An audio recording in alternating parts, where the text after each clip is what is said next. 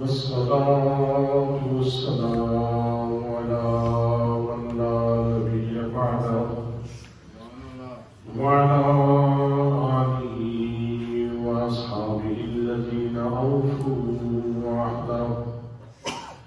أما بعد فأعوذ بالله من الشيطان الرجيم.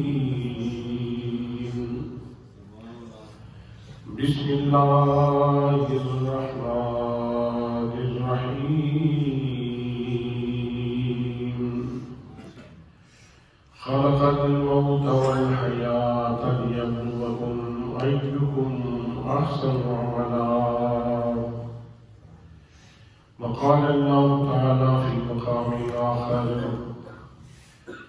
ولنبلونكم بشيء من الخوف والجوع ونقص من الأموال والأنفس والثمرات وبشر الصابرين الذين إذا أصابتهم مصيبة قالوا إنا لله وإنا إليه راجعون. وقال الله تعالى في مقام آخر: إنما يوفى الصابرون أجرهم بغير حساب. صدق الله مولانا العظيم وصدق رسوله النبي الكريم الأمين الرؤوف الرحيم. الصلاة والسلام عليك يا سيدي يا رسول الله وعلى آلك وأصحابك يا سيدي يا حبيب الله. محبت اور ذوق سے درود پاک پڑھیں. الصلاة والسلام عليك يا سيدي يا رسول الله وعلى آلك وأصحابك يا رحمة للعالمين.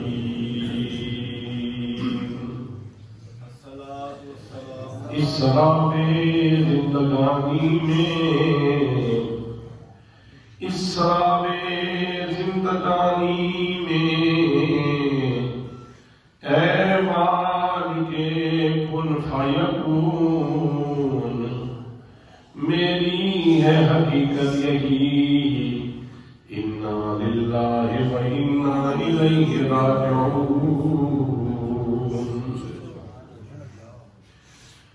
ذی وقار علماء کرام،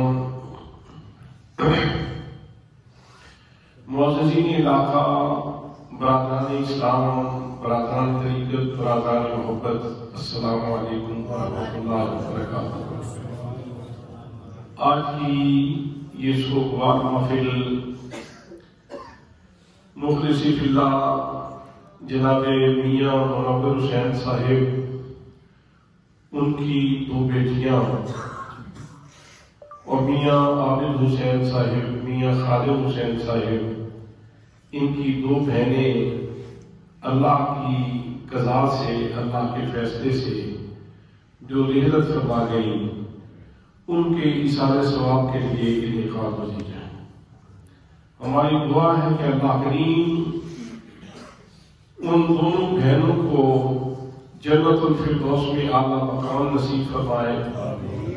حضرت سیدہ طیبہ فاطمہ الزہرا سلام اللہ علیہا کی ہمسائیگی نصیب فرمائے اور اس سارے خاندان کو صبر جمیل کی توفیق نصیب فرمائے. برادران اسلام، اللہ کریم نے انسان کو اپنی قدرت کا حسین ترین شاہکار بنا کے اس جہان رنگوں میں پیدا کیا ہے. نعمتوں کی بہتات ہے. اللہ کریم نے بے شمار نعمتیں عطا فرمائی، لیکن ساتھ ہی یہ بات واضح کر دی کہ یہ جو زندگی کا سفر ہے اس کو کہیں عیاشی میں نہ گزار دینا. اس جہان فانی کی زندگی کو سمجھو اور اس کی حقیقت پہ غور کرو کہ ہم نے یہ سانسیں تمہیں کیوں عطا فرمائی. پروردگار عالم نے بڑے واضح انداز میں ارشاد فرمایا. میرا رب ارشاد فرماتا ہے، فرمایا خلق الموت والحیات لیبلوکم ایکم احسن عملا. فرمایا میرے بندو، میری زمین کے سینے کے اوپر میری نعمتوں سے متلذذ ہونے والوں، یاد رکھو میں نے سورج تمہاری نوکری کے لیے بنایا، چاند تمہاری نوکری کرتا ہے، زمین سے اگنے والا ہر پھل اور ہر سبزی تمہاری نوکری کر رہی ہے، یہ جانور جتنے ہیں سارے کے سارے تمہاری نوکری کرنے کے لیے. لیکن یاد رکھنا میں نے تمہیں بھی کسی مقصد کے لیے پیدا کیا ہے، اور میں نے تمہیں اس لیے پیدا کیا. فرمایا خلق الموت والحیات لیبلوکم ایکم احسن عملا. لوگوں یاد رکھو اللہ کریم نے موت کو بھی پیدا فرمایا، اللہ نے حیات کو بھی پیدا فرمایا، اور یہ دونوں چیزیں اللہ نے کیوں پیدا فرمائی ہیں؟ فرمایا لیبلوکم، ہم تمہیں آزمانا چاہتے ہیں، اللہ تمہیں آزمانا چاہتا ہے. ایکم احسن عملا، کہ تم میں سے سب سے زیادہ حسن عمل لے کے کون میری بارگاہ میں آتا ہے.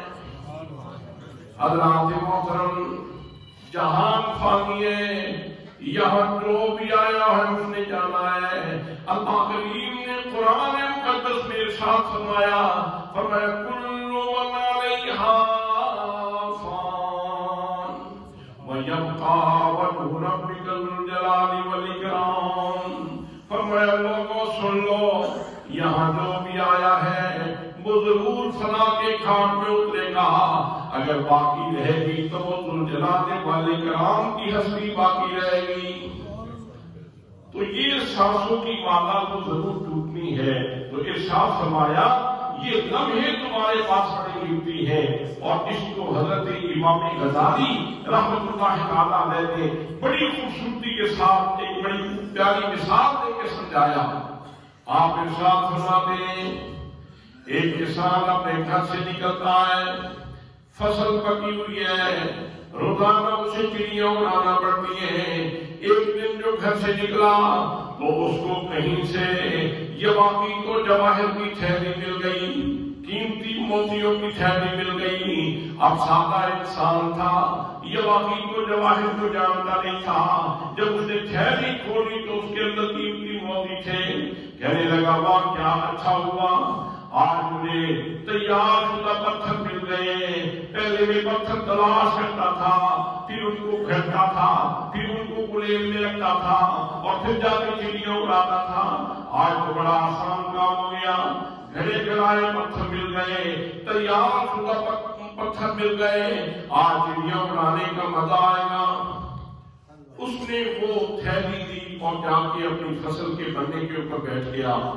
ایک موتی نکالتا تھیلی میں سے گلیل میں رکھا، اور اس طرح جب گلیل چلاتا تو اس کے نفس کی تسکین ہوتی، اور وہ اس شگر میں اس نے ساری کی ساری تھیلی، وہ قیمتی موتیوں کی ساری تھیلی اس نے چڑیاں اڑانے میں ضائع کر دی. چند موتی، دو تین موتی باقی بچ گئے. وہ اس نے ہاتھ میں پکڑے ہوئے تھے. اسے یاد آیا کہ میں نے تو آج شہر بھی جانا تھا، مجھے تو کام تھا. تو وہاں سے وہ نکلا اور سیدھا شہر پہنچا. جو ہی شہر کے داخلی دروازے سے، قریبی دروازے سے داخل ہوا تو وہاں 7 ہی جوہریوں کی دکانیں تھیں. ایک جوہری دوڑتا ہوا آیا اور آ کے کہنے لگا میاں اگر یہ موتی مجھے دو تو میں تمہیں 1 لاکھ روپیہ دوں گا. ابھی تو اس کی بات ختم نہیں ہوئی تھی تو دوسرا جوہری دوڑ کے آیا. اس نے کہا اگر یہ 1 لاکھ روپیہ دیتا ہے تو میں 1.5 لاکھ دینے کے لیے تیار ہوں. ابھی اس کی بات ختم نہیں ہوئی تھی تو تیسرا جوہری آ گیا. اس نے کہا اگر یہ 1.5 لاکھ دیتا ہے تو میں 2 لاکھ دینے کے لیے تیار ہوں. اب کسان بیٹھ کے رونے لگا. اب جوہریوں نے کہا بھئی سودا تمہارا ہے، بیچنا چاہتے ہو بیچو، نہیں بیچنا چاہتے نہ بیچو. لیکن یہ رونے کا کیا مطلب ہے؟ لوگ کہیں گے شاید ہم نے کوئی جادی کی ہے، ہم نے تجھے ظلم کو کیا ہے، ہم نے کچھ کہا ہے، کم از کم رو تو نہیں۔ وہ کہنے لگا بھائیوں میرے رونے کا مقام ہے، مجھے کیا معلوم تھا یہ جس ایک موتی کے اوپر 2 موتیوں کے اوپر آپ لوگ مر رہے ہیں، مجھے تو پوری تھیلی ملی تھی، مجھے تو پوری تھیلی ملی تھی، میں نے چڑیاں اڑانے میں لایا کرتی، ہائے کاش کہ مجھے وقت پہ پتہ چل جاتا تو میں اپنا ایک ایک موتی یہاں بازار میں مارکیٹ میں آ کے قیمت لگواتا، اس کو بیچتا اور اپنے مستقبل کی بہتر پلاننگ کر دیتا اور اپنے آنے والے دنوں کو خوشحالی میں بدل دیتا۔ کاش کہ مجھے وقت میں پتہ چل جاتا۔ حضرت امام غزالی رحمۃ اللہ تعالیٰ علیہ یہ حکایت بیان کرنے کے بعد ارشاد فرماتے ہیں، او بندہ مومن یہ سانس بھی تیرے پاس قیمتی موتیوں کی تھیلی ہے، آج ان کی قدر کر لے۔ ایسا نہ ہو کہ اس بھولے بھالے کسان کی طرح جب وقت ختم ہو جائے، جب یہ موتی غائب ہو جائے تو اس وقت کا پھر افسوس بننے کا کیا فائدہ، اس وقت افسوس کرنے کا فائدہ نہیں ہوگا۔ حضرات محترم یہ جتنی سانسیں اللہ کریم نے ہمیں عطا فرمائی ہے، یہ ایک ایک سانس بڑی قیمتی ہے۔ پروردگار عالم نے ارشاد فرمایا واقعات مجھے قسم ہے وقت اثر کی، مجھے قسم ہے زمانے کی، مجھے قسم ہے زمانے محبوب کی، ان الانسان لفی خسر بے شک انسان خسارے میں ہے، الا الذین آمنوا فرمایا اور لوگوں سن لو خسارے سے کوئی بھی بچنے والا نہیں ہے، کسی کو بھی استثناء حاصل نہیں ہے۔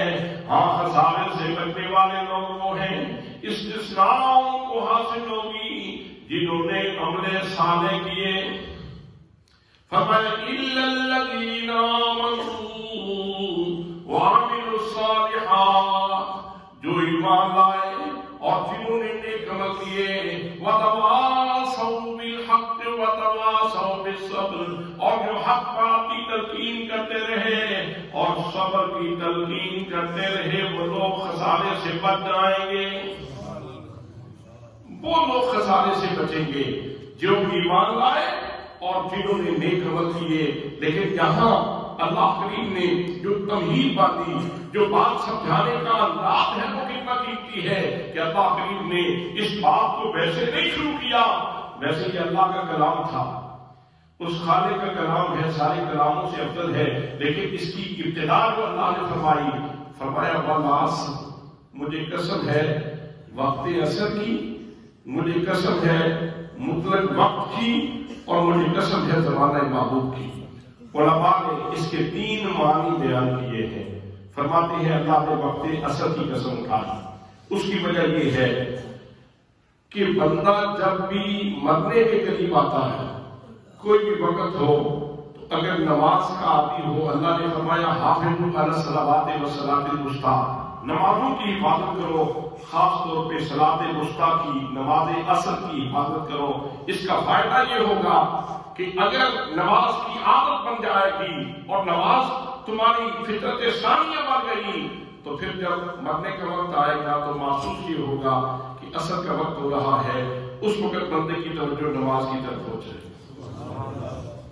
اس وقت بندے کی توجہ نماز کی طرف ہو جائے گی، اور فائدہ یہ ہوگا کہ وہ غفلت سے بچ جائے گا اور اللہ کی ذات کی طرف توجہ ہوگی اور اسی میں جان نکل جائے گی، خاتمہ بالخیر نصیب ہو جائے گا۔ اور آپ جانتے ہیں کہ اصل تو حسن خاتمہ ہے، خاتمہ بالخیر ہے۔ پریا اس کا جانیے جس کا توڑ چڑھے، پریا اس کا جانیے جس کا توڑ چڑھے۔ ایک انسان ساری زندگی نیک اعمال کرتا رہے، عین ممکن ہے کہ مرنے کے وقت شیطان اس کو گمراہ کرتا اور وہ کلمے سے محروم ہو جائے، ایمان سے محروم ہو جائے۔ اسی لیے بزرگان دین کہتے ہیں کہ حسن خاتمہ کی دعا ضرور کرتے رہو کہ اللہ کریم خاتمہ بالخیر نصیب فرمائے۔ اس کا دوسرا معنی علماء نے کیا ہے وقت، والعصر کا معنی ہے مجھے وقت کی قسم۔ تو حضرات محترم، وقت یہ انتہائی قیمتی شے ہے، ہمارے مرشد گرامی نواز ضیاء الامت حضرت جسٹس پیر محمد کرم شاہ صاحب الازہری رحمۃ اللہ تعالیٰ علیہ آپ فرماتے تھے بندہ مومن کی زندگی میں جوانی اس طرح ہے جس طرح ماہ رمضان میں لیلۃ القدر ہوتی. سمجھنے کی بات ہے، پھر دہراتا ہوں، یعنی بندہ مومن کی زندگی میں لاجانی بات کی کوئی گنجائش نہیں. اس کو ساری زندگی یوں گزارنی چاہیے جیسے ماہ رمضان میں احتیاط سے وقت گزارتا ہے. جیسے ماہ رمضان میں احتیاط سے وقت گزارتا ہے ایسے احتیاط سے زندگی گزارنی چاہیے. اور اس میں جو جوانی کے لمحات ہیں یہ ایسے ہیں جیسے ماہ رمضان میں لیلۃ القدر ہوتی ہے. تھوڑی سی عبادت بندہ کرتا ہے، اجر بہت زیادہ مل جاتا ہے، اجر بہت زیادہ مل جاتا ہے. ایسے ہی وہ لوگ جو جوانی میں ہیں اور جوانی میں نیک عمل کرتے ہیں، اللہ کے حضور جھکتے ہیں، اپنی پیشانی کو اس کی بارگاہ کے سجدوں سے آباد کرتے ہیں، تو اللہ کریم ان کو اجر بھی اسی طرح عطا فرماتا ہے. حضرات محترم، جو قومیں وقت کی قدر کرتی ہیں وقت ان کی قدر کرتا ہے، اور جو قومیں وقت ضائع کر دیتی ہیں اللہ کریم ان کو بھی ضائع کر دیتا ہے، وقت ان کو بھی ضائع کر دیتا ہے. حضرات محترم، دوسری تفسیر اس کی یہ تھی کہ اصل سے مراد مطلق وقت ہے، اور تیسری تفسیر اس کی یہ ہے کہ اللہ کریم نے مکانیات کی قسم اٹھائی، زمانیات کی قسم اٹھائی، اور اس میں یہ چیز پیش نظر ہے کہ مصطفیٰ کریم صلی اللہ تعالیٰ علیہ وسلم کی نسبتوں کے تقدس کو بیان کیا جا رہا ہے. جہاں میرے آقا نے جس شہر میں قدم رکھا، جس شہر میں آپ کی تشریف آوری ہوئی، قدوم میمنت روم فرمایا، اس کی بات کرتے ہوئے ارشاد فرمایا لا اقسم بہذا البلد، مجھے شہر مکہ کی قسم ہے، وانت حل بہذا البلد، اس لیے قسم اٹھا رہا ہوں کہ محبوب تم یہاں رہتے ہو، تم یہاں بستے ہو، اس شہر کی مٹی نے تیرے قدم چھوپے ہیں. واللہ نے مکان کی قسم اٹھائی، اور وہ ساتیں، وہ گھڑیاں، وہ منٹ، وہ لمحے جو حضور صلی اللہ تعالیٰ علیہ وسلم کی حیات ظاہری کے لمحات ہیں، اللہ کریم نے اس کی قسم اس جملے کے اندر اٹھائی. فرمایا والعصر، مجھے قسم ہے زمانہ محبوب کی، مجھے قسم ہے زمانہ محبوب کی. اس کی تشریح میں نبی کریم صلی اللہ تعالیٰ علیہ وسلم نے ارشاد فرمایا خیر القرون قرنی ثم الذین یلونہم ثم الذین یلونہم، فرمایا لوگوں سن لو، سب سے اچھا زمانہ میرا زمانہ ہے، پھر ان لوگوں کا زمانہ جو میرے زمانے سے ملے ہوئے ہیں، اور پھر ان سے اگلے لوگوں کا زمانہ. تو ہر وہ چیز جو نبی کریم صلی اللہ تعالیٰ علیہ وسلم کے ساتھ نسبت رکھتی ہے اللہ کریم اس کو شان عطا فرماتا ہے. اور اسی حقیقت کو آگے بیان کیا جا رہا ہے. فرمایا ان الانسان لفی خسر، بے شک انسان خسارے میں ہے. میں نے بنانے میں کوئی کمی نہیں چھوڑی تھی، چہرہ اس کا خوبصورت بنایا، اس کے اندام میں نے خوبصورت بنائے ہیں، اس کے چہرے کے اوپر میں نے اپنی قدرت کا رنگ بکھیرا ہے. باقی جو بھی چیز اللہ نے پیدا فرمائی اس کو کن کی تاثیر سے پیدا فرمایا، لیکن جب انسان کے چہرے کی باری آتی ہے وہ اللہ فرماتا ہے فَخَلَقْتُهُ بِيَدَيَّ، میں نے اس کا چہرہ اپنے دست قدرت سے بنایا. اب بنانے والے نے بنانے میں کوئی کمی تو نہیں چھوڑی تھی، لیکن کہا یہ جو پیشانی تجھے عطا فرمائی ہے یہ پیشانی تو نے میرے دربار میں جھکانی، میرے دربار میں جھکانی ہے.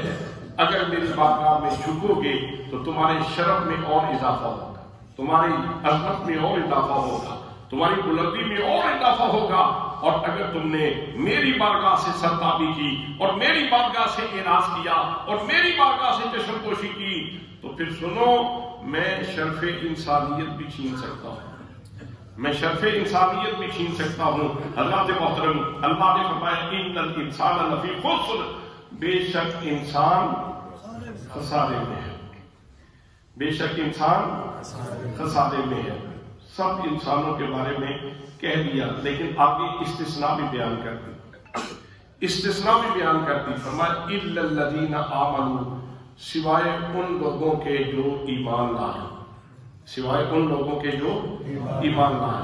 ایمان کیا ہے؟ اگر ایمان کا سوال نبی کریم صلی اللہ علیہ وسلم کی بارگاہ سے پوچھیں تو میرے آقا ارشاد فرماتے ہیں، فرمایا والذی نفس محمد بیدہ لا یؤمن احدکم حتی اکون احب الیہ من والدہ وولدہ والناس اجمعین، مجھے قسم ہے اس ذات کی جس کے قبضے قدرت میں میری جان ہے، تم میں سے کوئی بندہ اتنی دیر تک کامل مومن نہیں ہو سکتا جب تک کہ وہ اپنے والدین سے بڑھ کے، اپنی اولاد سے بڑھ کے، بلکہ کل کائنات سے بڑھ کے میں محمد مصطفیٰ سے پیار نہیں کرتا۔ تو اس کا مطلب یہ ہوا کہ اگر قلبی روحی طور پر ہم نبی کریم صلی اللہ تعالیٰ علیہ وسلم کے قریب ہوں گے تو پھر ہم خسارے سے بچ جائیں گے، پھر ہم خسارے سے بچ جائیں گے۔ اب ایمان لانے کے بعد دوسرا کام فرمایا وَعَمِلُوا الصَّالِحَاتِ، نیک کام بھی کرو۔ خسارے سے بچنا ہے تو نیک کام بھی کرو۔ پھر آگے ارشاد فرمایا کہ یہ کام جو سارے کام ہیں یہ اپنی ذات تک نہیں رکھنے، چلو ٹھیک ہے تو اپنی نماز پڑھ زمانے میں چھاٹ، نہ فرمایا وَتَوَاصَوْا بِالْحَقِّ، حق بات کی تلقین بھی کرے، حق بات کی تلقین بھی کرے، یہ خسارے سے بچنے کا نسخہ ہے۔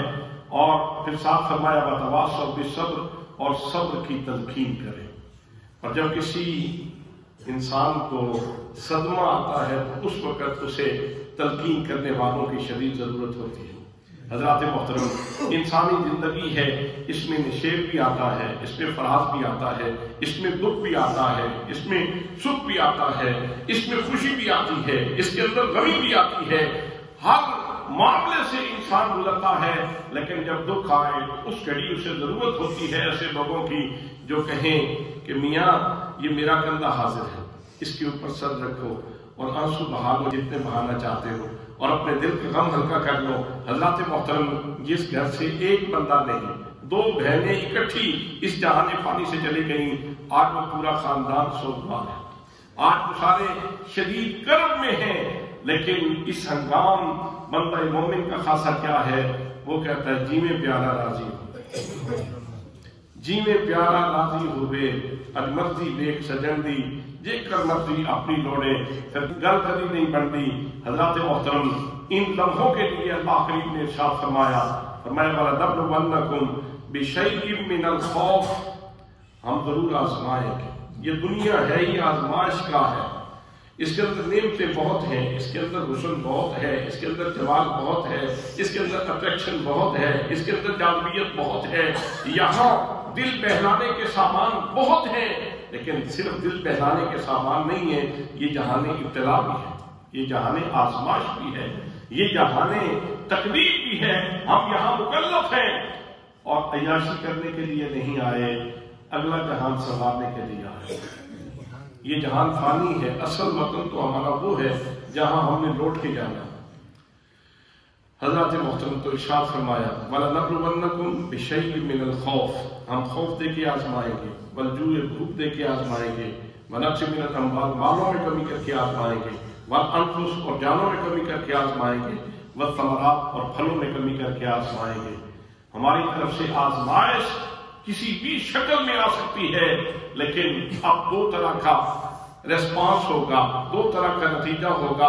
یا تو کوئی بندہ جزا فضا کرنا شروع کر دے گا، ماتم کرنا شروع کر دے گا، سینہ کو بھی کرنا شروع کر دے گا، گریبان چاہ کرنا شروع کر دے گا، سر میں خاک ڈالنا شروع کر دے گا اور اللہ کی بارگاہ میں شکوے کرنا شروع کر دے گا، یا پھر یہ کہے گا کہ میری مالک تیرا فیصلہ ہے تو سر تسلیم خم ہے، تیرا فیصلہ ہے تو سر تسلیم خم ہے۔ تو ایسے لوگوں کے لیے ارشاد فرمایا وَبَشِّرِ الصَّابِرِينَ، محبوب صبر کرنے والوں کو خوشخبری سنا، صبر کرنے والوں کو خوشخبری سنا۔ پھر آگے مزید ان کا انعام ذکر کیا، فرمایا اولئک علیہم صلوات من ربہم رحمہ، بھئی یہی وہ صبر کرنے والے لوگ ہیں، جب یہ صبر کرتے ہیں صدمہ لگنے کے اوپر تو پھر اللہ ان کے اوپر درودوں کی بارش کرتا ہے، رحمتوں کی بارش ان کے اوپر نازل ہوتی ہے۔ ادھر صدمہ تھا، لیکن اس زخم کو منتقل کرنے کے لیے جو مالک کی بارگاہ سے عنایت ہو رہی ہے، وہ بندے کے اوپر رحمت کے پھول گر رہے ہیں۔ اولئک علیہم صلوات من ربہم ورحمہ واولئک هم المہتدون، اور یہی وہ لوگ ہیں جو ہدایت پانے والے ہیں۔ ایک اور آیت بھی میں نے خطبے میں پڑھی تھی، اللہ نے فرمایا انما یوفی الصابرون اجرهم بغیر حساب، کہ جو صبر کرنے والے ہیں اللہ ان کو پورا پورا اجر عطا فرمائے۔ اس کی تفسیر میں میرے مرشد گرامی نواز ریاست ضیاء الامت حضرت جسٹس پیر محمد کرم شاہ الازہری رحمۃ اللہ تعالی علیہ نے ایک حدیث کوٹ کی ہے جس کے راوی حضرت امام حسین۔ دیکھیں جی، جب بھی کوئی بندہ شدید صدموں کا شکار ہو جائے، بہت گھبرا جائے، صدمے پہ صدمہ لگے اور ہزار طرح کے زخم موجود ہوں، تو کربلا والے ہیں جن کے پاس مرہم موجود، کربلا والے ہیں جن کے پاس مرہم موجود ہے۔ حضرت امام حسین ارشاد فرماتے ہیں سمیت جدی رسول اللہ صلی اللہ علیہ وسلم یقول، میں نے نبی کریم صلی اللہ تعالیٰ علیہ وسلم جو میرے نانا جان ہیں، میں نے ان کو یہ فرماتے ہوئے سنا۔ انہوں نے فرمایا، بیٹا اد الفرائض، اے میرے حسین اپنے فریضے ادا کرنا، فریضے ادا کرنا، تکن عابد الناس، وقت آئے گا اس زمین کے سینے پہ سب سے بڑا عبادت گزار تو ہوگا۔ اور پھر ایسا زمانے نے منظر دیکھا کہ آج تک دنیا حسین کریم کے سجدے کو سلام کر رہی ہے، آج تک دنیا ان کے سجدے کو سلام کر رہی ہے۔ اور میں بیٹا تم زمین کے سینے پہ سب سے بڑی عبادت گزار ہوگے۔ اور پھر اگلا جملہ ارشاد فرمایا، علیک بالقنوت تکن من اغنی الناس، بیٹا قناعت اختیار کرنا، مشکل وقت آئے گا، مشکل وقت آئے گا، کھانے پینے کے لیے کچھ نہ ملے تو بیٹا قناعت اختیار کرنا، تکن من اغنی الناس، تو زمانے میں سب سے بڑا غنی ہوگا۔ غنی وہ نہیں ہوتا کہ جس کے پاس مال و دولت بہت زیادہ ہو، غنی وہ ہوتا ہے جس کے دل میں مال و دولت کی چاہت کوئی نہیں ہوتی، وہ غنی ہوتا ہے۔ تکن من اغنی الناس، تو لوگوں میں سے سب سے زیادہ غنی ہوگا۔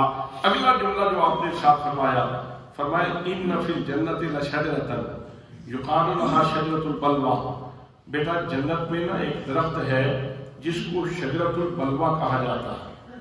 فیؤتی بأہل البلاء، جن لوگوں کو اللہ کریم نے دنیا میں آزمائشوں سے اور مصیبتوں سے گزارا ہے، ان کو اللہ کریم قیامت والے دن بلائے گا، اللہ کریم ان کو بلائے گا۔ فلا ينشر لهم میزان ولا ينشر لهم دیوان، ان کا دفتر عمل نہیں کھولا جائے گا اور ان کے لیے ترازو نہیں رکھا جائے گا، بلکہ فیصب علیہم الاجر صبا، فرمایا اللہ کریم ان کو ایک خاص مقام پہ کھڑا کرے گا اور ان کے اوپر اللہ کریم اجر کی بارش نازل فرمائے گا۔ ترازو پہ تول کے اللہ کریم اجر نہیں عطا فرمائے گا، بلکہ اللہ کریم ان کو اس طرح ان کے اوپر اجر کی بارش فرمائے گا۔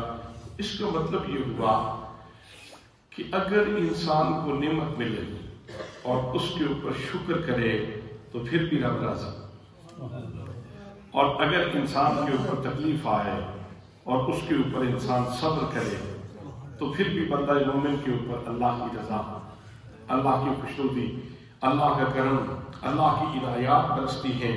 حضرات محترم، تو انسانی زندگی میں مشکلات سے تو ہر بندہ گزرتا ہی ہے، بس یہ ہے کہ انسان کو صبر کا دامن نہیں چھوڑنا چاہیے۔